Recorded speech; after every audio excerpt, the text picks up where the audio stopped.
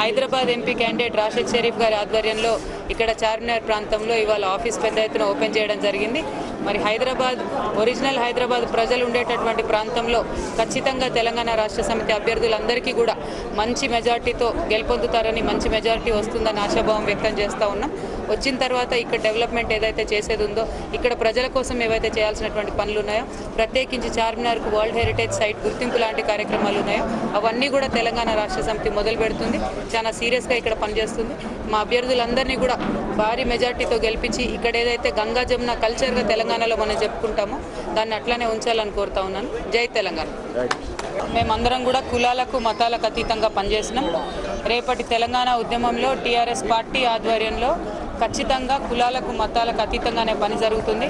మీరు అన్నట్టుగా మతం పేరు చెప్పి ఓట్లు దండుకునేటటువంటి కాంగ్రెస్ పార్టీ ఏదైతే ఉందో, బీజేపీని చూపించి భయపెట్టి మైనారిటీ ఓట్లు దండుకునేటటువంటి కాంగ్రెస్ పార్టీ ఏదైతే ఉందో దాన్ని అవుట్ రైట్గా ఇప్పుడు తెలంగాణ ప్రజలందరూ కూడా రిజెక్ట్ చేయబోతా ఉన్నారు.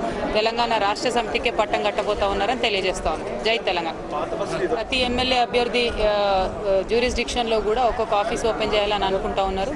ఇన్ని రోజులు తెలంగాణ కోసం పోరాటం సాగింది. ఇక నుంచి తెలంగాణ అభివృద్ధి కోసం పోరాటం సాగుతుంది. అభివృద్ధి కోసం పోరాటం జరిగేటప్పుడు ఖచ్చితంగా ఇవ్వాలే కాదు, రేపు ఎలక్షన్ అయిన తర్వాత కూడా ప్రత్యేకమైనటువంటి దృష్టి ఓల్డ్ సిటీ మీద నేను ఉంచుతాను. నేనే కాదు, తెలంగాణ రాష్ట్ర సమితి కూడా ఓల్డ్ సిటీ మీద ప్రత్యేకమైన దృష్టి ఉంచి డెవలప్ చేయడము, దాంతోపాటు పార్టీని కూడా అభివృద్ధి చేసుకోవడానికి ప్రయత్నం చేస్తాను. Thank you.